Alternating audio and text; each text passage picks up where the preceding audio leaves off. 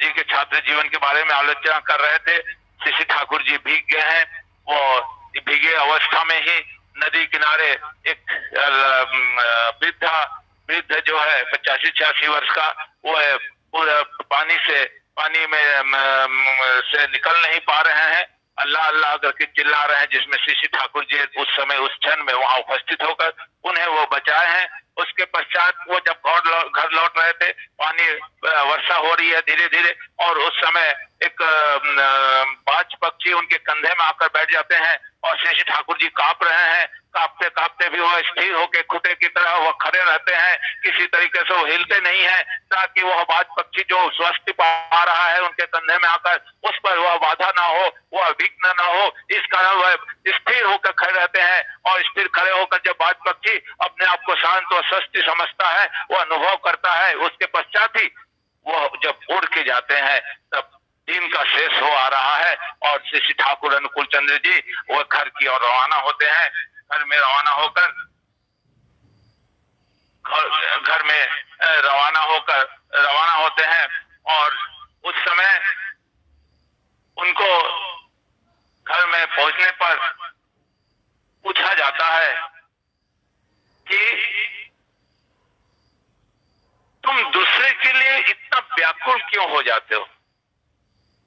बालक अनुकूल चंद्र जी से पूछा जा रहा है कि तुम इतने दूसरे के लिए व्याकुल क्यों हो पड़ते हो। वो बोलते हैं, व्याकुल हुए बिना रह नहीं सकता हूँ, व्याकुल हुए बिना रह नहीं सकता हूँ। मेरे एक हाथ में रोग होने पर क्या मैं दूसरा हाथ को क्या करता हूँ। मेरे यदि एक हाथ में रोग होता है तो दूसरे हाथ को मैं क्या करता हूँ। जिन्हें लेकर मेरा अमित्व है, मेरा स्वामित्व है, उन्हें अस्वस्थ रखकर मैं स्वस्थ कैसे रह सकता हूँ। बालक अनुकूल चंद्र जी कहते हैं, पराया कोई नहीं है, सभी तो अपने ही है। उनमें अपना पराया का बोध नहीं था, क्या पराया क्या भेद नहीं था। चेष्टा करके भी अपने को दूसरे से स्वतंत्र नहीं समझ सकता हूँ। जीव मात्र को वे अपना अभिव्यक्ति समझते थे, जीव मात्र को वे अपना अभिव्यक्ति समझते थे। थके हुए हैं, क्लांत अवस्था में है, घर में वे उनकी अवस्था को देखकर माता मनमोहनी जी को बड़ा क्रोध आता है, और वो बोल उठते हैं, इस समय क्यों आए हो। जब दृष्टि ही हो रही थी तो स्कूल में अपेक्षा कर सकते थे, यदि रास्ते में कोई विपत्ति आ जाती तो क्या करते। डांट खाकर बालक अनुकूल चंद्र जी चुप है। मन बहुत दुखी हो उठा है, किंतु उन्होंने अपने मन की बात को प्रकाश नहीं किए माँ के सामने, और सोच रहे थे कि आज की जो घटनाएं हुई हैं, माँ को जाकर सुनाऊंगा तो मुझे वाहवाही करेंगे, किंतु यह सुयोग माँ ने मुझे नहीं दिया। माँ कुछ सोचा था बोलने के लिए, वो बात मेरे मन में ही रह गया। बालक अनुकूल चंद्र जी मन मन में सोच रहे हैं, और मार खाकर भी, डांट सुनकर भी अनुकूल चंद्र जी चुप हैं। सोच रहे हैं कि कुछ बोलने से माँ असंतुष्ट हो जाएगी। माँ ही जो असंतुष्ट यदि हो जाती है तो माँ को जो कष्ट होगा वह उन्हें सहन नहीं है, वे कुछ बोलते नहीं है। इसलिए माँ को छोड़कर वो जो उस मुहूर्त में वो जो जैसे रहना है वो वैसे ही चुपचाप रहते हैं। उनका शासन उन्हें बहुत यंत्रणा देता था, किंतु माँ की जो मीठी बातें, उनके प्यार से सभी कष्टों को वो जो भूल जाते थे। माँ के किस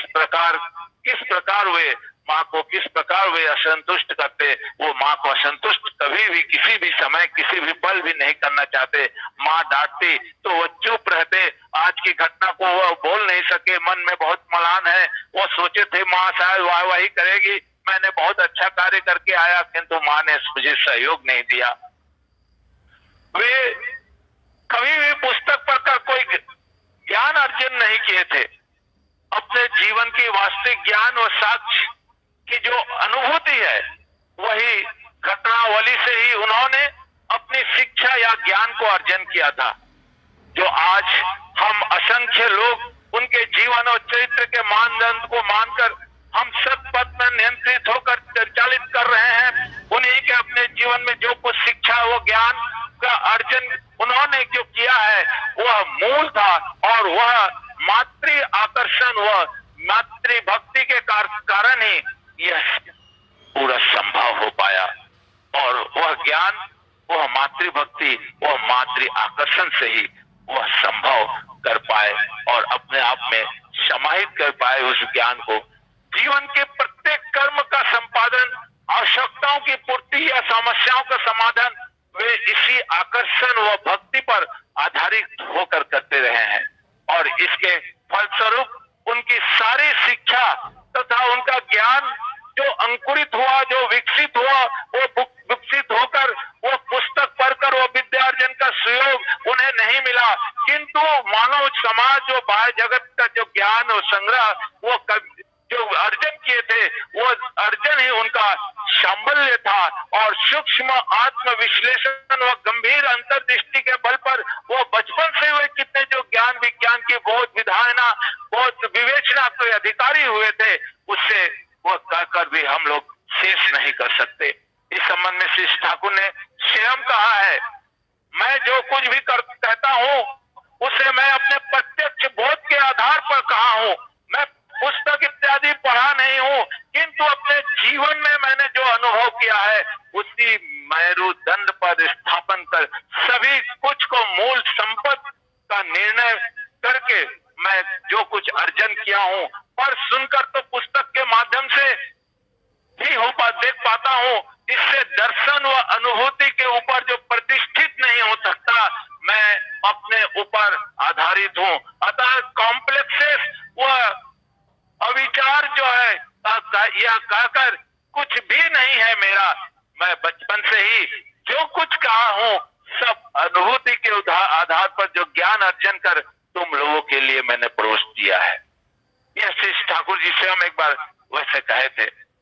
बचपन से ही अनुकूल चंद्र जी का अवचेतना का जो चिन्ह है वो प्रत्यक्ष हर समय रहता था। जो ही उनके संसर्ग में आते उनका सुखद स्वभाव, मधु प्रीतिकर, वो प्रीति और सश्रद्ध व्यवहार से हर कोई उल्लासित हो जाता, उल्लासित हो उठता। और वैसे ही वो जैसे जैसे बड़े हुए अपने आयु के लड़के के साथ अपने सहपाठियों के साथ वह उनका नेता बन बैठे थे। सभी उन्हें जो राजा भाई कहकर कहते थे। राजा भाई के नेतृत्व में उनका एक दल जो है ग्राम में गठित हो गया था, और स्वार्थी लोग जो है को वे ऐसे सीख देते थे अपने कर्मों के माध्यम से जिससे वह आजीवन याद रखते थे। इसका एक स्वार्थ जो है उनका जो भंग होता था वैसे लोगों का, और साथ साथ उनके जो शुष्क अंतर स्नेह और दया का जो भाव नहीं होता था वो प्रभावित हो उठने लगता था। बालक अनुकूल चंद्र जी अपने उस बाल लीला में छल बल और कौशल में इतना सुंदर समावेश करते जिसके फलस्वरूप उनके प्रति ईर्ष्या का भाव संजो हर कोई नहीं रख सकता था, संजो कर नहीं रख सकता, बल्कि उन्हें अधिक से अधिक प्यार करते थे, उन्हें अधिक से अधिक प्यार करते थे। उनकी बाल लीला में छल बल कौशल का जो लोगों के कल्याण के लिए बहुत बहुत ऐसी कहानियां हैं जिस पर कहा जाना संभव नहीं हो पा रहा है, लेकिन कुछ कुछ चीजें जो हैं वह निश्चित रूप से हम लोगों के लिए प्रेरणादायक है। जो लोगों को वो स्वार्थी भाव है उसको कैसे हटा दिया जा सकता है, वो अपने बाल्यकाल में वो गठित सेना जो बनाए थे, गठित दल जो बनाए थे, वो वही कार्य करते थे। उसका प्रत्यक्ष उदाहरण हमें मिलता है। हिमायतपुर के एक बूढ़ी माँ के बगीचे में खूब आम फला हुआ है। बूढ़ी इतनी स्वार्थी है कि संकीर्ण थी कि वह पकने पर फल भले से सड़ जाए किसी खाने को नहीं देती थी। बालक अनुकूल चंद्र जी की नजर ऐसे बगीचे पर पड़ी और उन्होंने मन ही मन कहा, रुको। वो बूढ़ी माँ को मन मन में कह रहे हैं, रुको तुम्हें मजा चखाता हूँ। आम पक गए हैं फिर भी तुम लोभ तुम्हारा भंग नहीं हुआ है। आम जब पकने लगे पहुंच गए एक दिन दल बल सहित घुस गए उस बगीचे में, बूढ़ी के बगीचे में, और लूटकर आम खाने लगे। लड़कों का झुंड देखकर वह दौड़ी आई और बगीचे के कान को देखकर अवाक हो गई। वह किसे रोकती, किसे नहीं रोकती, कितना भी मना करे कौन उसको सुनने वाला है। वहां तो दुष्यों का एक झंड जो आया हुआ था, जो बागान को लूटकर खाने लगे आम और रखने लगे। तब कहते हैं कि तुम लोग बागान सहित क्या खा जाओगे क्या? कहा भी नहीं, पूछा भी नहीं, लगे बागान को लूटने। अधिक बात कहने से, अधिक बात कहकर वो जो बोल रही थी बूढ़ी, उसको वो कहाँ सुनने वाले थे। तब बालक अनुकूल चंद्र जी कहते हैं, मांगने से क्या तुम देती हो? मांगने से क्या तुम देती हो? गला सड़ा कूड़े में फेंक देती हो, फिर भी किसी को आम खाने नहीं देते हो। आम को नष्ट कर तुम फेंक दे सकती हो, लेकिन उसे किसी को बांटती नहीं हो। लड़के तो आम खाएंगे ही। यही था बालक सेना का सेनापति राजा बालक अनुकूल चंद्र जी का कहना कि लोगों को आप देते क्यों नहीं हो? स्वार्थ बनकर उसका स्वयं उपभोग करते हो। देने में कितनी शक्ति है, देने में, बांटने में कितना जो सुकून अनुभव होता है। जो तो जिसको जरूरत है उसे मिल पाता है।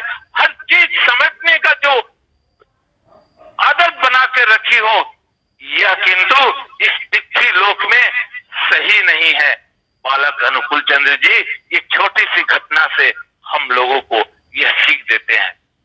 बूढ़ी किसी प्रकार से उस झुंड को रोक नहीं सकती है। इस प्रकार नित्य आम का लूट होने लगा और बूढ़ी का बागान वो पहरा देती देती और कुछ नहीं कर सकी और थक गई। अंत में उपाय ही नहीं मिलने पर बूढ़ी स्वेच्छा से फिर आम को बांटने लगी। इस प्रकार बालक अनुकूल चंद्र जी का जो दल है वह सबको सीख देने लग गया था हिमालयपुर में, ताकि वो जो आम को बांटते बांटते उनकी जो बूढ़ी की आंखें खुल गई है और हृदय में दया का स्रोत फूट गया।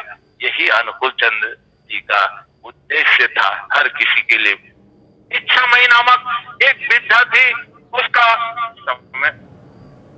इच्छामयी नामक एक वृद्धा थी, उसके घर बालक अनुकूल चंद्र जी के नजदीक था। 5-5 लड़कों को वो गोद में रखकर, किंतु एक भी बच्चे उसका नहीं था, संतानहीन बैठी हुई थी इच्छामयी। उस माँ का उसे माँ कहने वाला कोई नहीं था। अनुकूल चंद्र जी प्रायः उनके घर जाते और माँ का पुकारते। उन्हें देखकर वो भाव विभोर हो जाती। आह्लाद के साथ वो हृदय में उथल पुथल हो उठता और बालक को गोद में लेकर स्नेह से उनका मुख चूमती और उसे प्रेम करती। बालक इच्छामयी को अच्छी माँ कहकर पुकारने लगे। बालक इच्छामयी को अच्छी माँ कहकर पुकारने लगे। वे उसके घर नित्य जाते, खाते पीते खेलते, अपने अच्छी माँ के साथ अन्याय या अत्याचार करते। बाल सुलभ वो अत्याचार है उसके अनुसार वो खेलते। जब तक अच्छी माँ अच्छी रहती तब तक अनुकूल चंद्र जी अच्छे रहते। वे जैसे देखते अच्छी माँ हृदय खोलकर खिला नहीं रही है, वो समझते थे। उनका मन मुख एक नहीं था इच्छामयी माँ का, और वो बालक अनुकूल चंद्र जी वो समझते थे।